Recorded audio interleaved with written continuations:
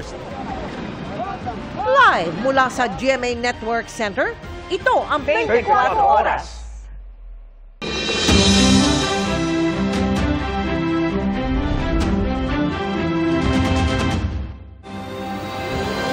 Magandang gabi po, Luzon, Visayas at Mindanao. Tinawag ng palasyo na walang basihan at nakakahiya ang mga aligasyon ni Senadora Amy Marcos na nagdodroga umano ang kapatid niyang si Pangulong Bongbong Marcos. Sabi pa ng Senadora sa harap ng libu-libong dumalo sa protesta ng Iglesia ni Cristo, hindi lang Pangulo ang gumagamit ng droga kundi pati ang First Lady at kanilang mga anak. Pinalagan yan ng anak ng Pangulo na si House Majority Leader Sandro Marcos na sinabing hindi asal ng tunay na kapatid ang ginawa ng kanyang tiyahin. Tugon naman ng Senadora, handa siyang magpa-DNA test kung magpapa-hair follicle test ang pamilya Marcos. Nakatutok si Jonathan Andal. Batid ko na nagda-drug siya. Ang aligasyon na yan ni Senadora Amy Marcos laban sa kanyang kapatid na si Pangulong Bongbong Marcos kagabi, agad na pinalagan ng palasyo. Sabi ni Palace Press Officer Undersecretary Claire Castro, nakakahiya at desperada na ang Senadora. So ano ang dahilan ng desperadong galawan ni Senator Amy Marcos laban sa sarili niyang kapatid at pati kay First Lady? Kundi makapanira lamang. Walang basihan. Matagal ng issue to, pero since wala kayong makita sa Pangulo na anumang issue ng korupsyon, kung saan-saan nyo dinadala ang issue. Nakakahiya, Senator Amy. Nakakahiya. Git ni Castro, dati nang nagnegatibo sa drug test ang Pangulo. Alam naman natin na nagkaroon na ng drug test nung pangbago mangampanya ang ating Pangulo. Gusto ko pong ipakita sa inyo para po maalala nyo muli.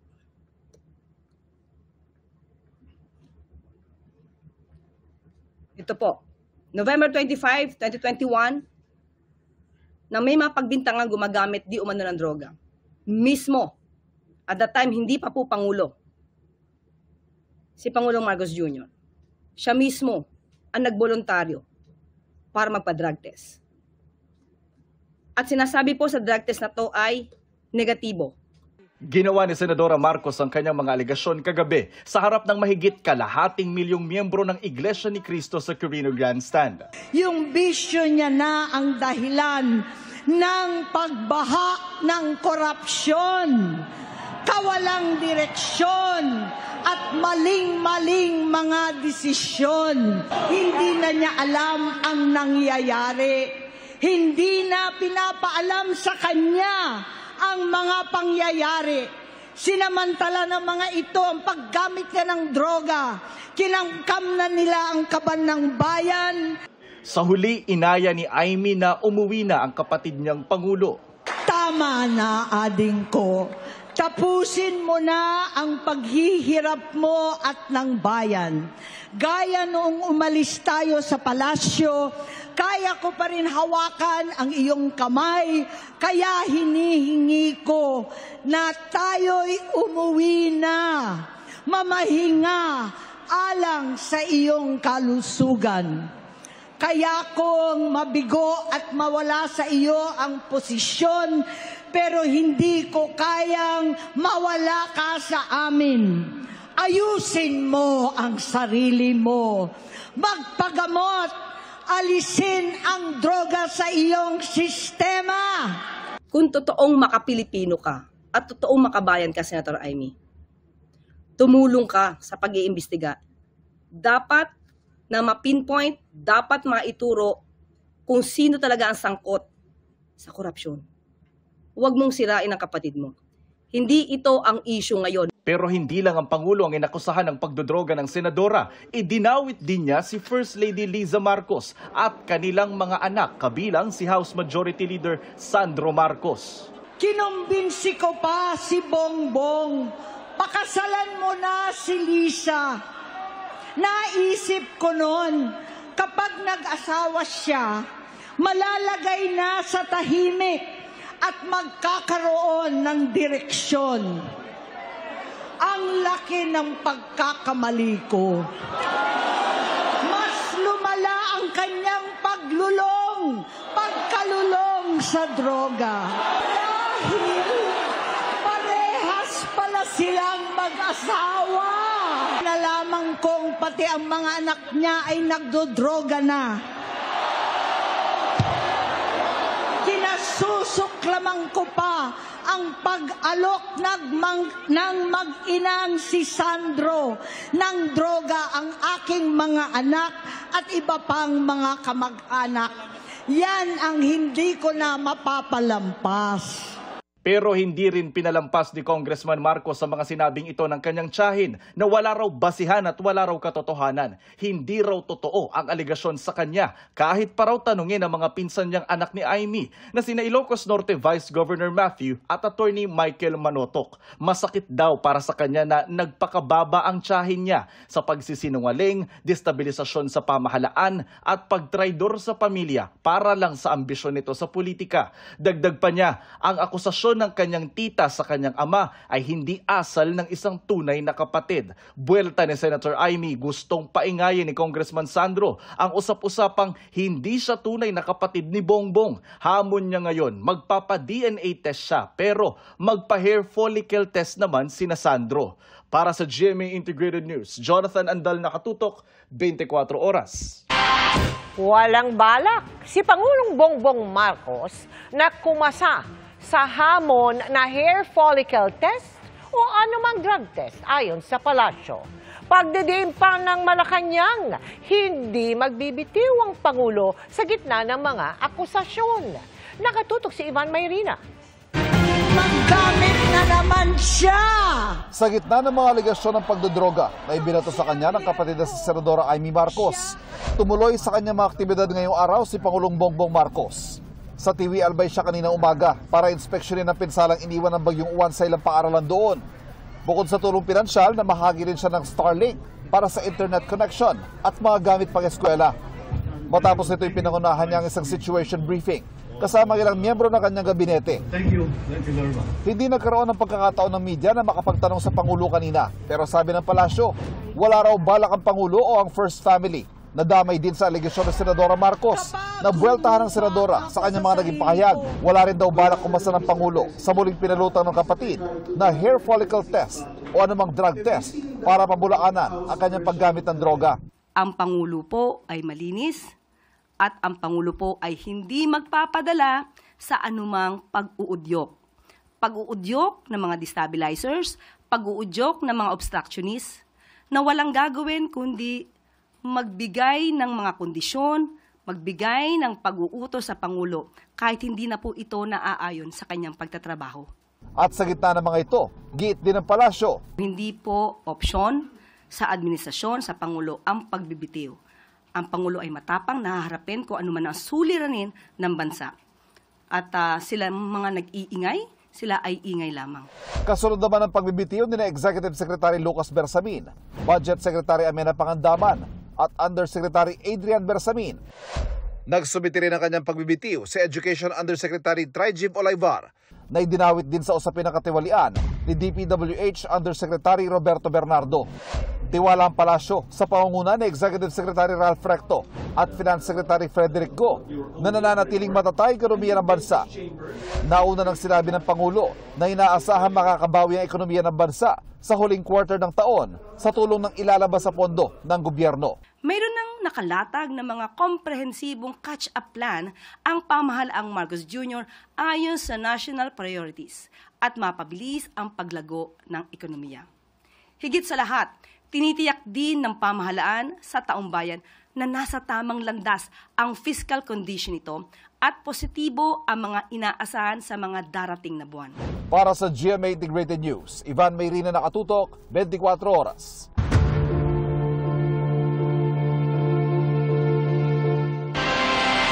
Sinampahan na ng kaso ng Ombudsman sa Sandigan Bayan si dating Congressman Zaldico, ilang opisyal ng DPWH Mimaropa at mga opisyal ng SunWest Corporation.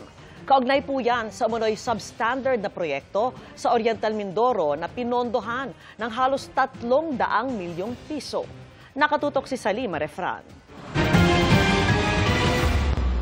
The Office of the Ombudsman announces today that we have issued a resolution finding probable cause to file criminal charges against former Congressman Elizalde Zaldico, several officials of the DPWH Region 4B, and the Board of Directors of SunWest Corporation as private respondents. Bitbit ang bungkus-bungkus sa dokumento, nagsampa ang Office of the Ombudsman sa Sandigan Bayan ng mga kasong malversation through falsification at ng 2 counts of graft laban kay dating Ako Bicol Party List Representative Zaldico. Kaugnay ito ng halos 290 million pesos na substandard umanong road dike project sa Nauhan Oriental, Mindoro na kinontrata sa SunWest Incorporated kung saan founder at tinuturong beneficial owner si Ko. Sa inspeksyon ng DPWH at investigasyon ng Independent Commission for Infrastructure, nakitang substandard ang proyekto. This led to several critical observations. Number 1, the measured sheet pile did not meet the 12-meter specification. The material was substandard. It is highly possible that all other sheet piles used in the project were also below specification. And these findings point to a scheme that resulted in unwarranted benefits, technical falsification, and the misuse of public funds. Matatanda ang pinili ng kampo ni Ko na hindi magsumite ng kanyang kontrasalaysay sa proseso ng preliminary investigation. Umalis si Ko ngayong taon para magpagamot abroad pero hindi na bumalik at piniling magbitiw sa kamera. Nitong weekend, naglabas ng serye ng mga video si Ko na naglalahad ng nalalaman niya umano sa budget insertions. We also have filed a motion for urgent raffle of the cases and the immediate issuance of warrant of arrest and hold departure order. Because the amount malversed exceeds 8.8 million pesos and in line with the law and jurisprudence, the panel of Ombudsman prosecutors has recommended no bail for the malversation charge. Kasunod ng pagsasampa ng mga kaso, iraraffle ang mga ito para malaman kung aling dibisyon ang hahawak sa mga kaso.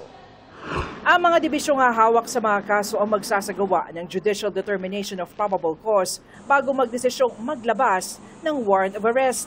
Sinusubukan pa naming kunan ng pahayag sila Ko. Sa usapin ng kanselasyon ng pasaporte ni Ko, nauna nang sinabi ng ombudsman na kailangan muna makapag-issue ng arrest warrant bago hilingin ito.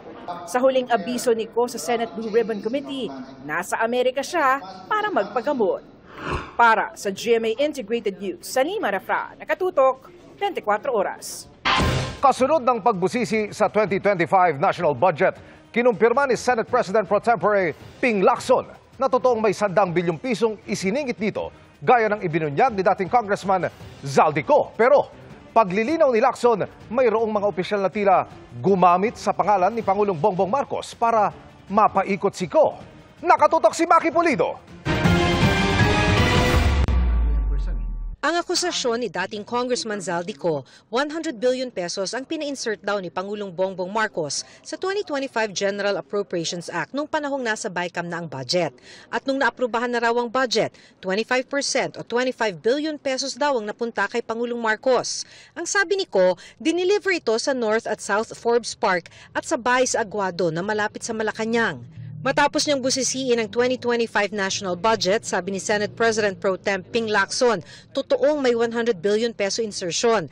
Nakita rin daw ito ni Senator Win Gatchalian, ang chairman ng Committee on Finance. Pero nang kinausap daw ni Lacson si dating DPWH Undersecretary Roberto Bernardo ukol dito, sabi ni Bernardo, ginamit lang ng ilang opisyal ang pangalan ng Pangulo para mapaikot si Ko. Napag-alaman ko from Undersecretary Bernardo na may mga tao sa Malacanang, not the President, not authorized by the President, who misrepresented him. I will name some of them. Undersecretary Adrian Bersamin. He name-dropped the President, making Zaldico believe na utos ng Pangulo na ipasok sa BICAM yung insertions na 100 billion. Now, Yusek Trigib Olaybar. other personalities. Si Undersecretary Adrian Bersamin ng Presidential Legislative Liaison Office ay apo ni Executive Secretary Lucas Bersamin, habang Undersecretary sa Department of Education si Tryjiv Olivar. Pare-pareho silang nag-resign kahapon. Sabi ni Lacson, sa breakdown ni Bernardo, 81 billion ng 100 billion napunta sa DPWH. Ang iba napunta sa iba't ibang ahensya. Sa 81 billion, 52 billion nito si Bernardo raw ang humawak ng pondo. 8 billion pesos umano ang kabuang halaga ng kickback na dineliver ni Bernardo kay Olivar. 1 billion pesos naman kay dating DPWH Secretary Manny Bonoan. At least 10 deliveries. The modus that yung arrangement nila is, may tigisa silang armor van. May armor van si Yusek Olivar, may armor van siya, magpapark sa basement ng Diamond Hotel, darating yung van driven by Olivar, and possibly, sabi niya, hindi siya sigurado, and possibly along with Adrian Bersamin. Bakante yung armor van, ipapark, idadrive yung isang van na puno ng pera. Ranging from 800 million hanggang 2 billion. Umabot pa raw ng 2 billion ng isang delivery dahil hindi kaagad nasundo ni Olivar. Sinabi pa raw ni Bernardo na tiniyak ni dating Executive Secretary Bersamin na marerelease ang pondo na in-insert sa 2025 national budget. Sinabihan siya ni Yusek Tryjiv Olivar na si Secretary Bonoan asked Executive Secretary Bersamin several times, sino ba magpapacilitate itong 52 billion? Of course, isasama sa BICAM, paano ito re-release? Sino magpapacilitate? Ang sagot ni ES Bersamin sa kanya, we will take care of it. Sila na raw ang bahala kung paano ayusin yung 52 billion. Ang napuna raw ni Lacson matapos busisiin ang budget ay ang allocables o may pondo na pero wala pa namang proyekto. 25.5 billion daw ang allocable ni dating DPWH Secretary Manny Bonoan habang 143.5 billion ang House leadership. Bagong pork barrel ang tawag dito ni Lacson. 143.5 billion. Mag-advance ng 10%. Magkano nawala sa Kaban ng Bayan? 14.35%. Write-off. Nagagaling sa mga contractors. So why would the contractors advance that much kung hindi sila siguradong sila yung mangungontrata? It sucks, Mr. President. Ang mga ibinunyag daw ni Bernardo, kanyang isinulat at ipinadala sa Pangulo kahapon. Nang matanggap daw ng Pangulo ang handwritten statement ni Bernardo, sabi ni Lacson, nasundan ito ng resignations ni na Executive Secretary Bersamin at ni Budget Secretary Amena Pangandaman. Sabi ni DepEd Secretary Sani Angara, nagsumite na rin ng resignation si Olivar. There were resignations. Courtesy resignation is a euphemism for firing. The President is a very kind-hearted person. I would have suggested na tanggalin niya and then order an investigation. Otherwise, how can you insulate the President kung courtesy resignation? Wala pang pahayag si dating Executive Secretary Bersamin sa resignation niya.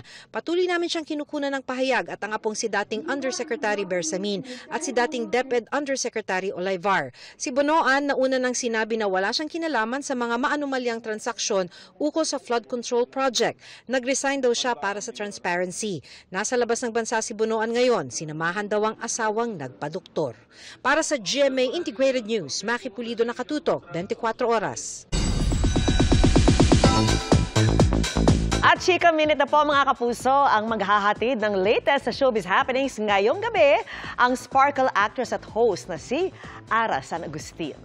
Ara. Salamat Miss Vicky at good evening mga kapuso!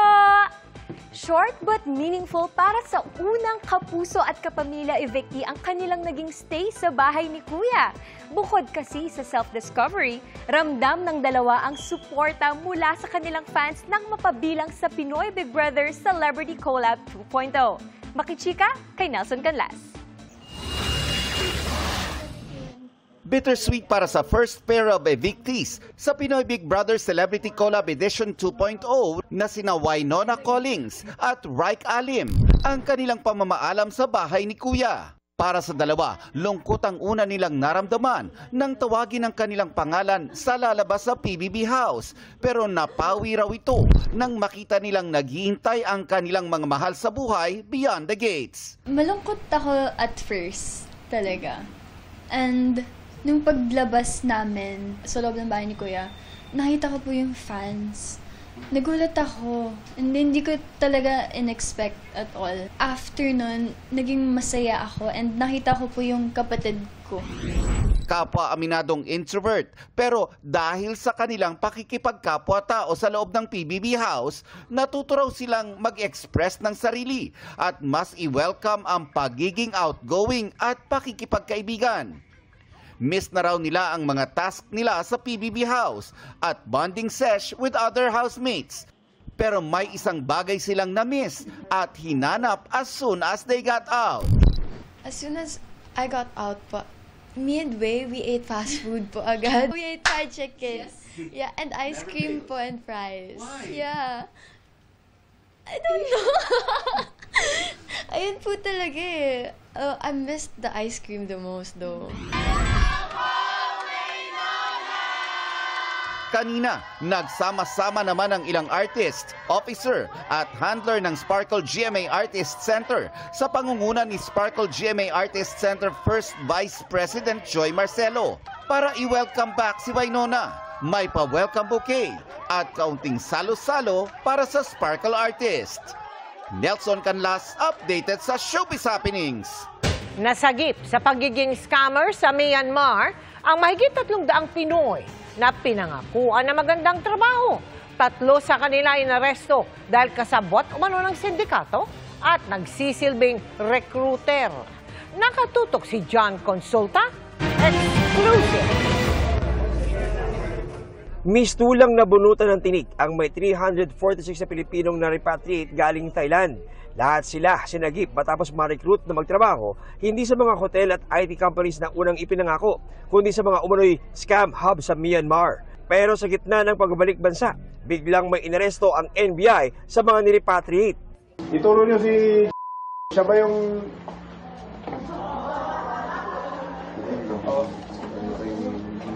anong pangalan nito?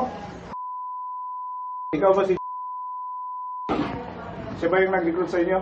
Ina-aresto ka namin sa kaso paglabag sa Anti-Trafficking in Persons Act at Migrant Workers and Overseas Filipino Act. Inginuso ng ilang biktima na kasama nilang umuwi ang mismo mga Pilipino na nang biktima sa kanila. Base po dun sa interview, sa sworn statement taking namin dun sa mga possible victims ng human trafficking, in-identify po nila itong mga subject natin as their recruiter. Bali po 3 ang ating naaresto among the repatriates, tapos 16 po ang ating mga complainants.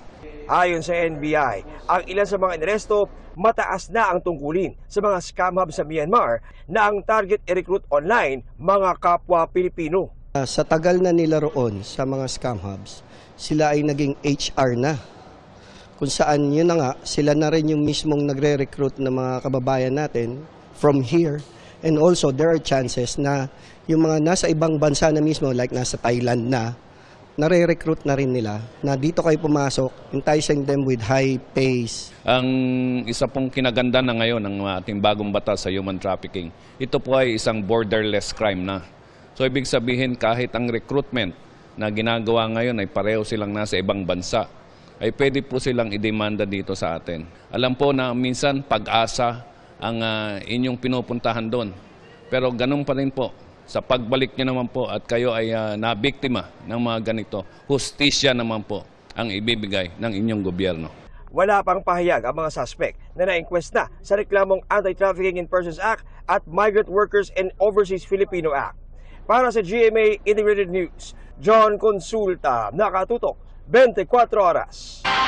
Kaunting ulan lang, maraming lugar na sa Metro Manila ang nalulubog sa baha. Paano pa kaya pagdating ng taong 2040? Na ayon po sa Climate Change Commission, posibleng 30% ng Metro Manila ang permanenteng malubog sa tubig. Dahil po yan sa nagbabagong klima na nagpapataas ng level ng tubig sa dagat.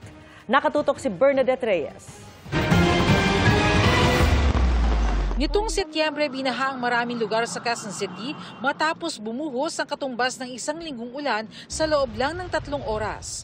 Base sa National Adaptation Plan 2023 to 2025, kabilang ang Quezon City at ang buong Metro Manila sa mga flood-prone areas sa bansa. Katunayan, sa pagitan ng taong 2030 hanggang 2050, tinatayang magkakaroon ng significant sea level rise sa Metro Manila dahil sa extreme weather events. At ang mas nakababahala pa, by 2040, it is projected that around 160 square kilometers of land may be permanently inundated, placing more than 30% of NCR land at risk. Ayon sa Climate Change Commission, mayroon ng mga nakalatag na polisiya para labanan ang epekto ng climate change, pero kailangan din ng konkretong aksyon mula sa lokal na pamahalaan. Sa Flood Summit ngayong araw, pinahayag ni Quezon City Mayor Joy Belmonte ang kanyang pagkadismaya sa kawalang aksyon ng DPWH sa Drainage Master Plan ng lungsod. We presented this to the Department of Public Works and Highways, hoping to get their support in completing the proposed solutions therein.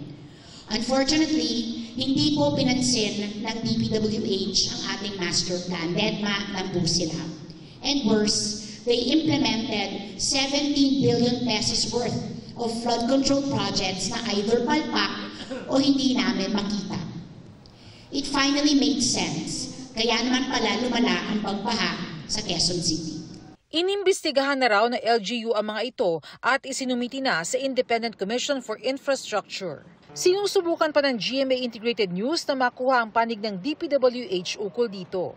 Sa kabila nito, patuloy ang pag-upgrade ng mga drainage line at road network sa lungsod para sa mas mabilis na pagdaloy ng tubig. Naglalatag na rin daw sila ng mga retention ponds. We are developing basketball courts with integrated detention basins that can collect rainwater. Ang catchment area ay magiging imbakan ng tubig para maiwasan o mabawasan ang baha. At kapag tumigil na ang ulan, unti-unting pakakawalan ang tubig sa mga estero o imbunan. Ayon sa lokal na pamahalaan ng Quezon City, patuloy sila sa paggawa ng mga programa para maibisan ang epekto ng mga pagbaha sa mga residente. Eto ngang Lagarian Creek na naghahati sa Barangay Kalusugan at Barangay Rojas District, pinalapad at inalis ang mga silt at mga basura. Maging ang Quezon City Memorial Circle, magkakaroon din daw ng retention ponds na kaya makapag-imbak ng 928 cubic meters ng tubig. Para sa GMA Integrated News, Bernadette Reyes, nakatutok 24 oras. Mga kapuso, 4 na weather system ang makaka-apekto sa iba't ibang panig ng bansa. Bukod sa Intertropical Convergence Zone o ITCZ, patuloy rin ang pag-iral ng amihan at easterlies. Dahil sa banggaan ng malamig na amihan at mainit na easterlies, nagkaroon din ng shear line na magdudulot ng pag-ulan. Base sa datos ng Metro Weather, may tsansa ng ulan bukas ng umaga sa Cagayan Valley, Cordillera, Quezon Province, Mimaropa at ilang bahagi ng Bicol Region. Halos ganito rin ang magiging panahon sa hapon. Kalat-kalat pero malalakas na ulan ang mararanasan sa ilang probinsya kaya maging alerto pa rin sa banta ng baha o landslide. Sa Visayas at Mindanao, may tsansa ring ulanin ang Aklan, Capiz, Negros Island Region, Cebu, Bohol pati sa Samar at Leyte provinces. Posible rin ang kalat-kalat na ulan sa Mindanao. Magpapatuloy yan sa hapon pero mas magiging malawakan ang ulan sa Mindanao. May matitinding ulan sa Zamboanga Peninsula, Barm, Soc-Sargen at Davao Region. Hindi pa rin naalis ang tsansa ng localized thunderstorms sa Metro Manila. Abiso naman sa mga mangingisda o may maliliit na sasakyang pandagat, nakataas ang gale warning ng Pag-asa sa ilang bahagi ng Northern Luzon. Malalaki ang alon kaya delikadong magdayag o pumalaot. Dead on arrival sa ospital ang isang freelance model at content creator. Nang isugo doon ang kanyang dating nobyo. Wala raw nakitang senyales ng pananakit ang pulisya batay sa inisyal na investigasyon. Pero sinisilip ang posibilidad na may kinalaman sa illegal na droga ang pagkamatay ng biktima. Nakatutok si Oscar Oida. Halos magkasunod na dumating sa tanggapan ng SIDO sa QCPD ang mga kapatid ng namatay na freelance model na si Gina Lima at ang ama ng ex-BF nito kanina. Kapwa sila tumangging magbigay ng anumang pahayag sa mga miyembro ng media. Pero ayon sa salaysay ng mga kapatid ng biktima sa mga pulis, tinanong natin kung mayroon bang pagbabanta o nagsusumbong ba yung biktima na sinasaktan. So far, wala pa namang binabanggit yung dalawang kapatid. Sa inisyal na pagsiyasat, magkasama ang biktima at ang ex-BF nito nang matagpuan itong wala ng malay sa bahay ng lalaki sa Quezon City. So noong November 15, nag-inom tong dalawa, yung biktima at yung ex-boyfriend niya sa kondo ng babae. Tapos noong November 16, umuwi sila kasama na yung babae sa bahay ng lalaki ngayon. Mga alas 8 ng umaga yon. Natulog sila ng mga alas 12 ng tanghali. Tapos pagkagising ng ex-boyfriend ng mga alas 8 ng gabi noong November 16, pilit niyang gisingin yung biktima pero unresponsive na. So tinawag ni ex-boyfriend yung tatay niya at sinugod agad nila sa Quezon City General Hospital. Pero idineklara umano itong dead on arrival at sa inisyal na report ay cardiorespiratory distress ang sinasabing sanhi ng pagkamatay ng biktima.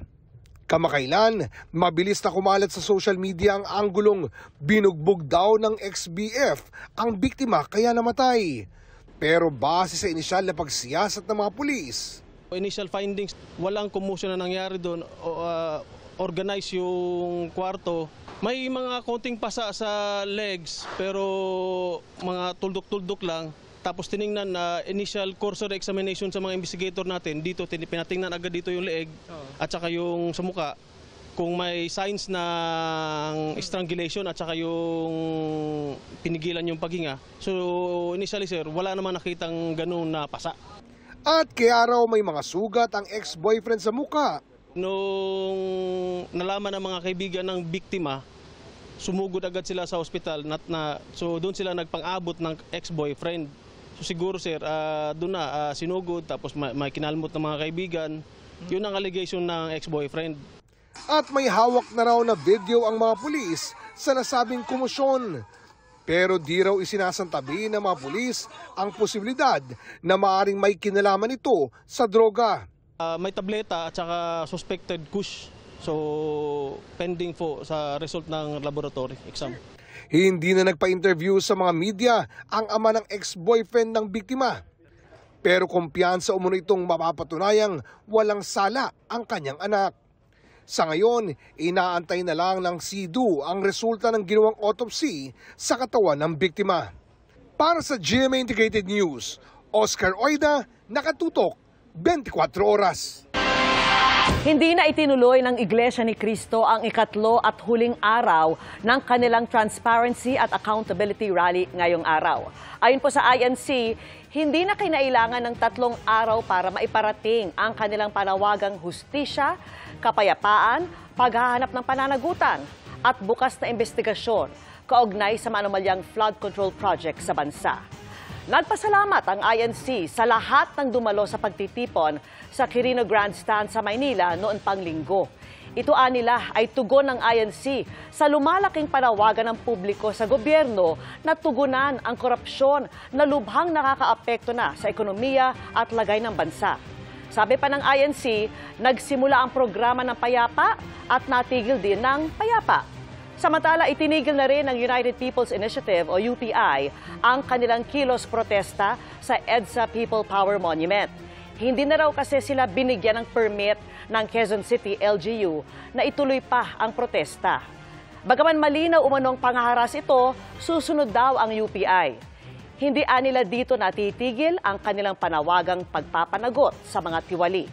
Sagot naman ni Quezon City Mayor Joy Belmonte, ang inaprubahan nilang permit ay pang isang araw na rally lang ng UPI. In-extend ng araw nila ng isa pang araw. 3 ang nasawi sa umalingaw-ngaw na palitan ng putok ng baril sa Cubao, Quezon City. Apektado ang daloy ng trapiko doon. Nakatutok live si Chino Gaston. Chino! Emil, 3 bangkay ang inabutan nating nakahandusay dito sa isang bahagi ng 13th Avenue sa Cubao, Quezon City matapos ang napabalitang buy-bust operation ng PNP Drug Enforcement Group ngayong hapon. Kinordon agad ng scene of the crime operatives ng PNP ang crime scene kung saan nagkalat ang mga basyo ng bala. Isang kulay brown na karton ang kinuha ng mga pulis at sa isang lamesa ay binuksan Sa loob nakita ang mas maliliit na mga pakete na nakabalot ng packing tape. Sa loob. Pakete na nakabalot ng packing tape. Isang paper bag ng umano'y buy bus money ang inimbentaryo rin ng mga otoridad. Wala pa tayong opisyal na pahayag mula sa PNP, PDEG sa ngayon.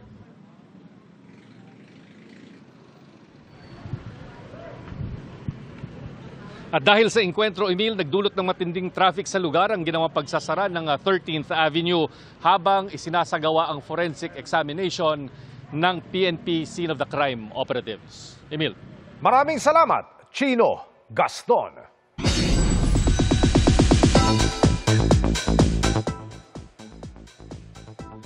Less than a month na lang at maghahatid na ng unforgettable concert si Asia's multimedia star Alden Richards sa lahat ng kanyang mga taga-suporta sa nakalipas na 15 years.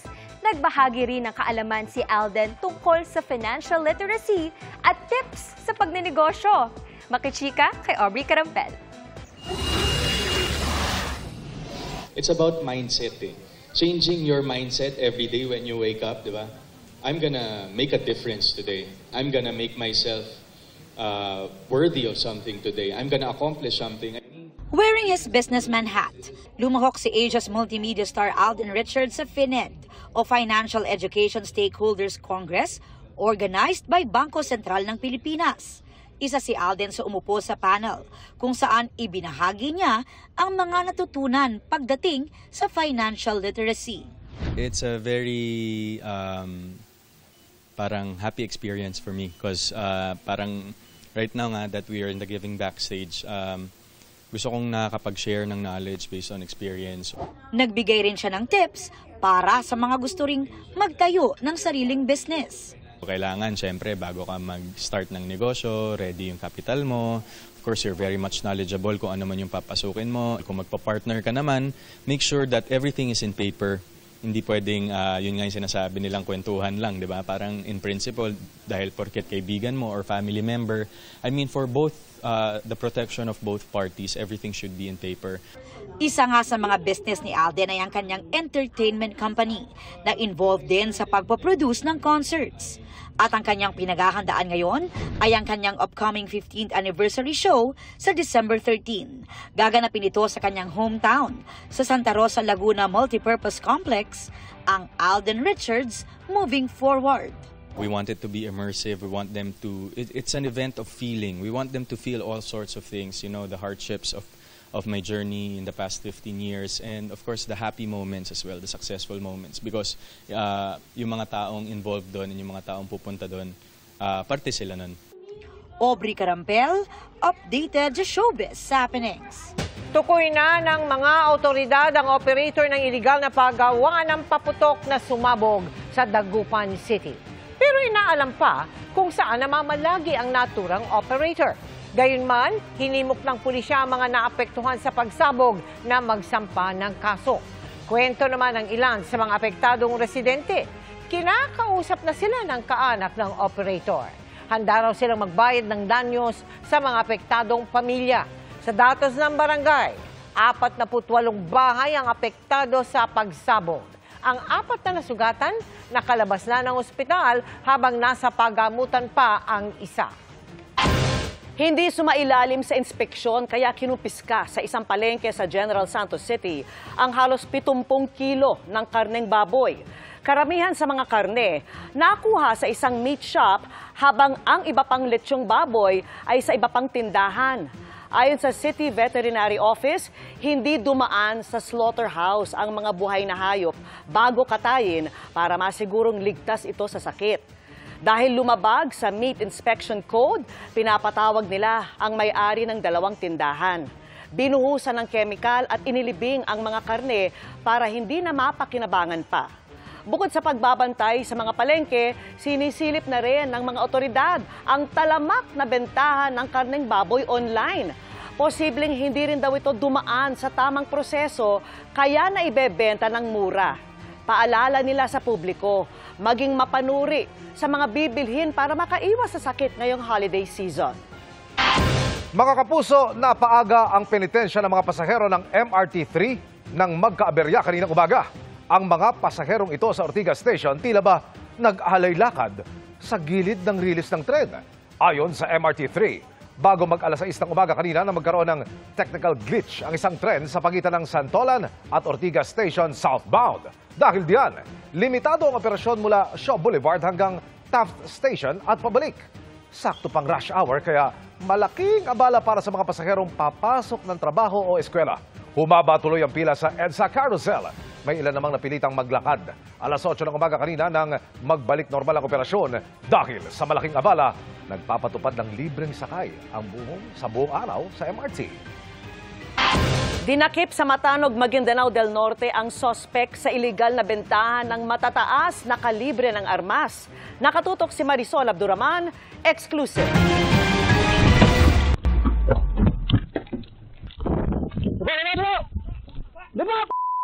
Tensyonado ang naging pag-aresto ng CIDG Cotabato City Field Unit sa target ng operasyon sa Matanog, Maguindanao del Norte. Inabot ng 2 linggo ang pakikipag-usap ng mga nagkunwaring buyer sa suspect hanggang magkasundo na i-deal ang mga in-order na baril sa halos 300,000 pesos na halaga. Ito pong ating subject ay isang alleged na gun runner po. Nagsusupply, nagbebenta ng mga baril sa lugar. Wala siyang mga warrant of arrest. Pero ma'am, inaalam pa po natin ang kanyang mga kaugnayan sa mga threat groups. Nakuha sa suspects ang isang M14 at isang M16 na baril. Considering nga po ma'am na magaganda, no, high-powered light weapon itong mga baril, inaalam pa po natin kung meron pa siyang criminal network. Napakadelikado po ma'am na lumabas itong mga loose firearms na ito because these are the instruments of killing. Madali lang siyang gamitin sa mga violence. Inaalam pa ng CIDG kung saan galing ang mga baril. Sinampahan na ng reklamong paglabag sa RA 10591 ang suspect na wala pang pahayag sa ngayon. Para sa GMA Integrated News, Marisol Abduraman, nakatuto 24 oras. Mabilis na tsikahan para updated sa showbiz happening! Valin Montenegro is now a certified and a guaranteed dakilang ina. Isinilang ni Valin ang kanilang first baby ng asawang si Riel Manuel noong November 11. Sa IG, ibinahagi niya ang labor journey na kahit mahirap ay super fulfilling. Congratulations, Mommy Valin! Kilig overload ang fans sa tila pag-soft launch ng kapuso actress na si Carla Abellana sa kanyang special someone. Bumaha ng pagbati at heart emojis ang IG post ni Carla. Oscar is no longer Mission Impossible. Ginawaran ng honorary Oscars ang Hollywood action star na si Tom Cruise sa Governor Awards. Ito ang kauna-unahang Oscars ni Tom matapos ang 4 nominations. Nagbigay ng mensahe ng paghanga at pagkilala kay Tom ang mga nakatrabaho niya sa industriya sa loob ng 45 years. Para kay Tom, isang misyon ang paggawa ng pelikula at hindi lang basta trabaho na bahagi ng kanyang pagkatao at patuloy niyang itataguyod. And I want you to know that I will always do everything I can to help this art form, to support and champion new voices, to protect what makes cinema powerful, and, hopefully without too many more broken bones. That would be nice. And I promise to do what I can. I'm deeply grateful. Good night.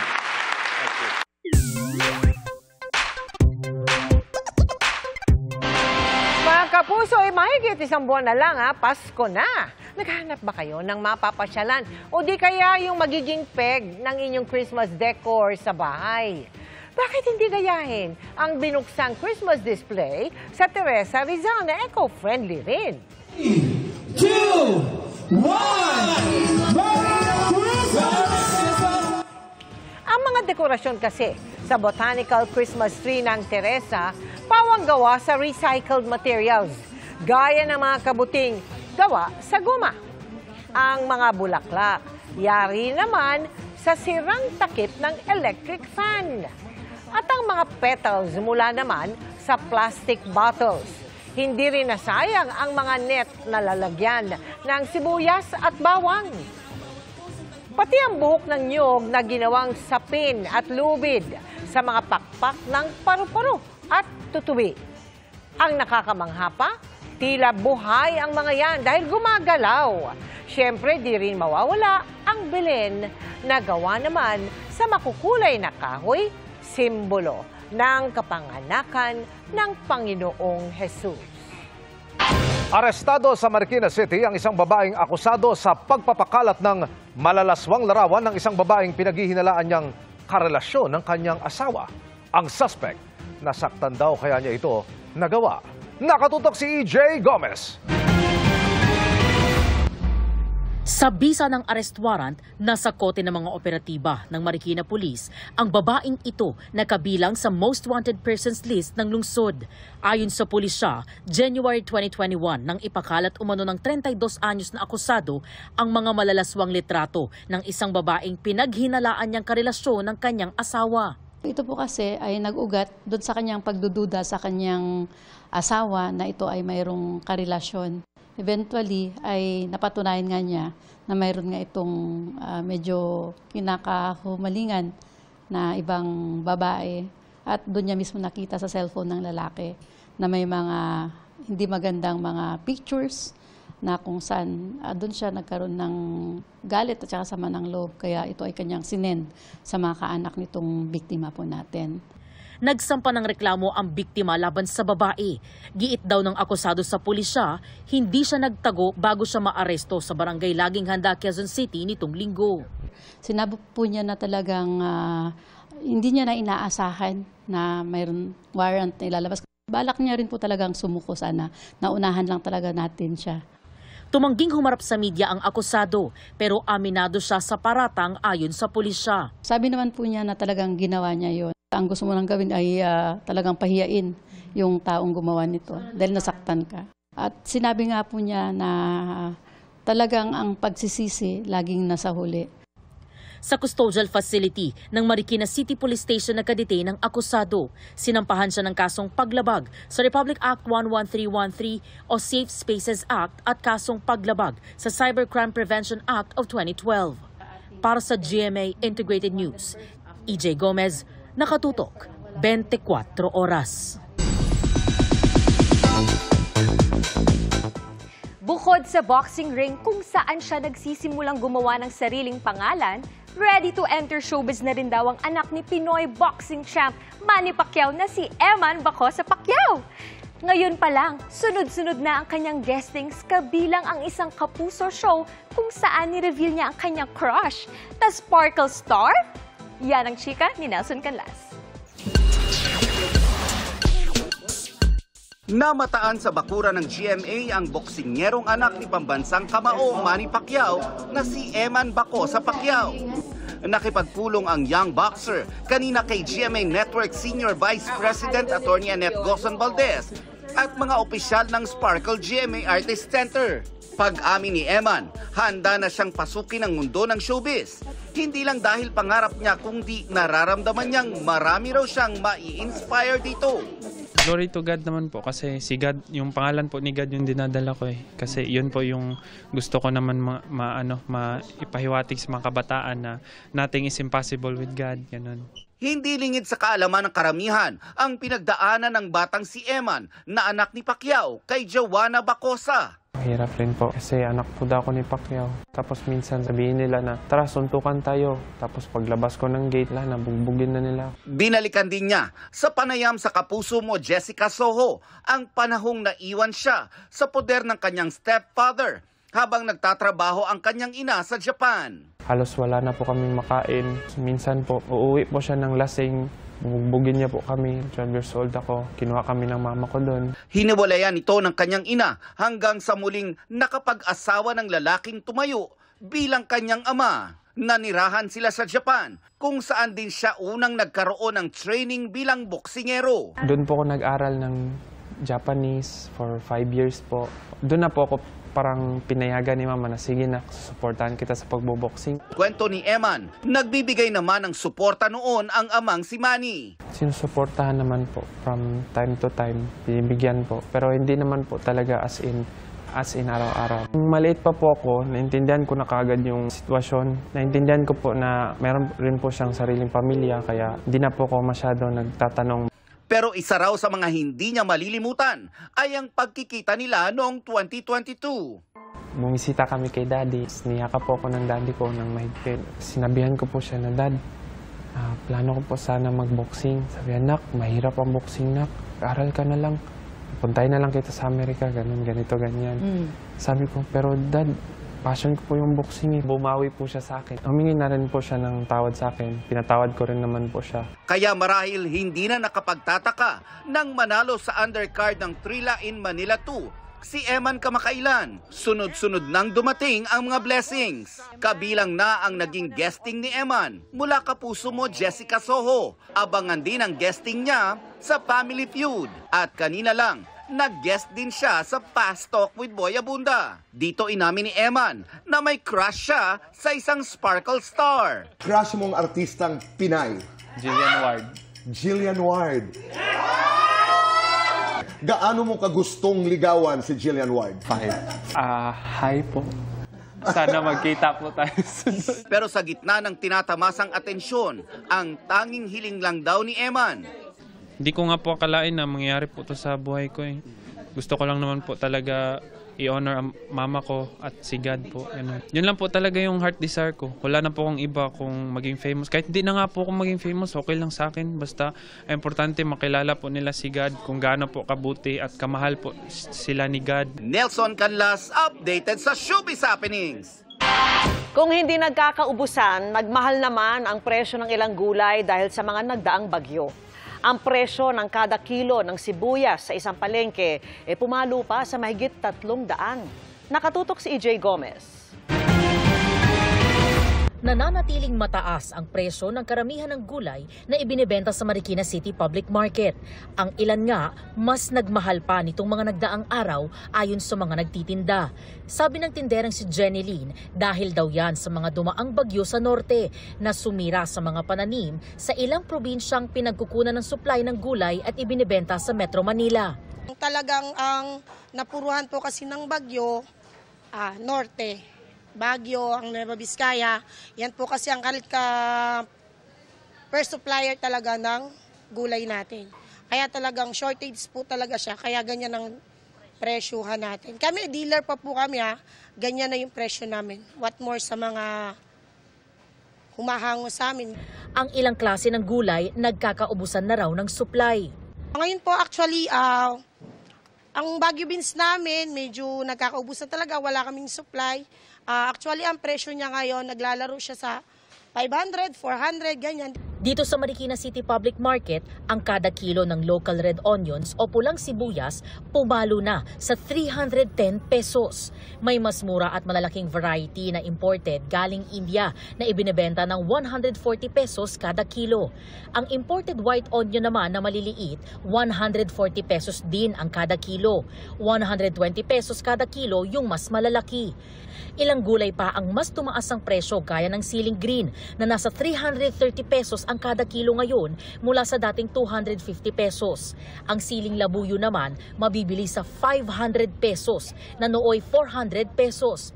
At ang bell pepper, 280 pesos mula sa dating 220 pesos kada kilo. Ang mamimiling si Antonia, araw-araw na lang daw dumidiskarte para mapagkasya ang budget. Oo nga, ang taas ng presyo ng mga gulay. Kaya ang ginagawa ko na lang, binabawasan na lang yung mga yung gulay na bibilhin mo. Hindi na yung kung 1 kilo, hindi na gano'n. Half na lang, yung mura na lang yung binibili. Para sa GMA Integrated News, EJ Gomez, nakatutok, 24 oras. Nagsumite ng urgent motion ng mga pinagsanib na petisyon ang magkakapatid na Duterte na humiling sa Korte Suprema ng writ of habeas corpus para kay dating Pangulong Rodrigo Duterte. Ang motion namang layo na pilitin si Ombudsman Jesus Crispin Remulla na ilabas ang kopya ng arrest warrant laban kay Senador Bato de la Rosa, ibinasura ng mataas na hukuman. Nakatutok si Mariz Umali. Ibinasura ng Korte Suprema ang mosyon ni dating Pangulong Rodrigo Duterte at Senador Ronald Bato de la Rosa na layong pilitin si Ombudsman Jesus Crispin Remulla na ilabas ang umano'y kopya ng arrest warrant ng International Criminal Court laban sa senador. Nag-ugat ang kaso sa petisyong inihain noong March 11, 2025 na kumukwestiyon sa pag-aresto kay Duterte at sa pakikipagtulungan daw ng Pilipinas sa ICC. Kasunod dito, naghain ang kampo ni Duterte at De La Rosa ng very urgent motion noong November 12 kung saan hiniling nila sa Korte Suprema na atasan si Ombudsman Remulla na isumite ang sinasabing ICC warrant na ayon sa mga ulat ay hawak umano ni Remulla. Sa halip, inatasan ng Korte Suprema ang mga respondent kabilang ang DOJ, DFA, PNP at iba pang mga ahensya na magkomento sa very urgent manifestation na inihain naman ng mga petitioner noong November 13 kung saan iginiit ng kampo ni Duterte at De La Rosa na mismo si Remulla raw ang nagkumpirma sa publiko na may umiiral ng ICC arrest warrant. May 10 araw, non-extendable ang respondents para magsumite ng kanilang komento. Sinubukan naming hinga ng reaksyon dito si De La Rosa pero hindi pa siya sumasagot sa amin. Pero ayon sa abogado niya si Attorney Israelito Torion, maghahain daw sila ng motion for reconsideration. Aniya bilang isang abogado at opisyal ng korte, dapat niya ipaliwanag kung bakit mayroon siyang kopya ng umano'y warrant, kanino niya ito nakuha at sa anong otoridad nagawang makakuha ng kanyang source ng kopya ng nasabing warrant. Ngayong araw din ay nagsumite naman ng urgent motion ng mga pinagsanib na petisyon ng magkakapatid na Davao City Acting Mayor Sebastian, Veronica at Representative Paulo Duterte na humihiling sa Korte Suprema ng writ of habeas corpus para kay dating Pangulong Rodrigo Roa Duterte. Ang writ of habeas corpus ay isang utos mula sa hukuman na nag-aata sa sino mang may hawak o nagpulong sa isang tao na iharap ang nasabing individual sa korte at ipaliwanag kung bakit ito nakadetain. Kasama sa hiling nila, atasan ng Korte Suprema ang mga respondent na gawin ang mga kinakailangang hakbang para maibalik sa Pilipinas si dating Pangulong Rodrigo Duterte. Panagutin ang mga opisyal ng umano'y sangkot sa anilay iligal na pagdukot at pagsuko niya sa ICC at pigilan ang umano'y posibleng pag-ulit nito sa karapatang pantao, kabilang ang banta umano kay Senador Ronald Bato de la Rosa. Para sa GMA Integrated News, Mariz Umali, nakatutok, 24 oras. Hinimay ng GMA Integrated News ang Statement of Assets, Liabilities and Net Worth o SALN ng dalawang pinakamataas na opisyal na bansa na mula sa opisina ng Ombudsman. Ang kanilang itinalang yaman, tinutukan ni Sandra Aguinaldo. Ang GMA Integrated News Research ang unang nakakuha ng kopya ng Joint Statement of Assets, Liabilities and Net Worth o SALN ni Pangulong Bongbong Marcos at First Lady Liza Marcos mula sa Office of the Ombudsman. Para sa taong 2024, nagdeklara sila ng 21 piraso ng real estate properties, kabilang ang mga lote at bahay na nagkakahalaga ng mahigit 142 million pesos. Nagdeklara naman sila ng personal properties, kabilang ang cash, investments, alahas, sasakyan at mga paintings na nasa 247 million pesos. Kabilang dyan ang isang Mercedes-Benz Maybach na nasa 10.5 million pesos ang halaga. Ang koleksyon ng paintings ng mag-asawang Marcos aabot sa 126 na piraso, kabilang ang ilang likha ng mga itinuturing na Filipino masters. Kabilang na riyan ang isang obra ni Fernando Amorsolo, 17 obra ni Ben Cabrera, ilang likha ni Arturo Luz at iba pa. Meron pang isang likha ng ating pambansang bayani na si Jose Rizal. Pinakamahal ang painting ni Jose Hoya na nasa 19 million pesos ang halaga. Walang utang na idineklara ang mag-asawang Marcos, kaya ang kanilang net worth nasa mahigit 389 million pesos. Pero sa isinumiting SALN ng Pangulo, makikita ang isang Annex D, kung saan may ibang nakalagay na net worth na nasa 1.375 billion pesos. Base ito sa appraisal report ng pribadong appraiser na Cuervo Appraisers, Inc. Makikita rito na mas mataas ang mga nakasaad na halaga ng mga lupain at personal properties ng Pangulo at First Lady, pati na ang halaga ng mga paintings na kanilang idineklara. Nakasaad sa deklarasyon ng Pangulo na magkaiba ang dalawang nakadeklarang net worth dahil ang isa ay nakabase sa mga alituntunin ng Civil Service Commission habang ang isa na mas malaki ay nakabase naman sa appraisal ng Cuervo Appraisers na dati na raw ginamit ng Pangulo. Kung titingnan, tumaas ang net worth ng Pangulo mula noong June 30, 2022 nang siya'y maging Pangulo na nasa mahigit 329 million pesos base sa SALN na nakabase sa alituntunin ng CSC. At nasa mahigit 908 million pesos kung pagbabasehan ng appraisal report ng private appraisal firm. Nakuha rin ng GMA Integrated News Research ang SALN ni Vice President Sara Duterte mula sa Office of the Ombudsman. Joint statement nila ito ng kanyang asawang si Attorney Manasseh Carpio. Para sa taong 2024, nagdeklara sila ng real estate properties na nagkakahalaga ng halos 67 million pesos. Kabilang dito ang mga lote, bahay, condominium unit, karamihan sa Davao City. Meron din silang dineklarang personal properties na nasa mahigit 31.6 million ang halaga. Ang kabuang assets na idineklara ng mag-asawa nasa halos 98.5 million pesos. May idineklara rin silang utang na halos 10 milyong piso. Kaya ang kanilang declared net worth nasa mahigit 88.5 million pesos. Kung ikukumpara sa kanyang SALN, mula nang maging Vice President noong 2022, tumaas ang net worth ng Vice Presidente. Nasa mahigit 71 million pesos ito noong June 30, 2022. Umakyat sa mahigit 77.5 million pesos noong December 2023. At nitong 2024, umabot na sa mahigit 88.5 million pesos. Para sa GMA Integrated News, Sandra Aguinaldo, Nakatutok, 24 Oras. Simula na ng takutan sa susunod na linggo, November 26. Hindi lang isa dahil 3 nakakakilabot na kwento na hakop sa totoong buhay ang manggigimbal sa inaabangang KMJS Gabi ng Lagim The Movie. Makichika kay Aubrey Caramtel.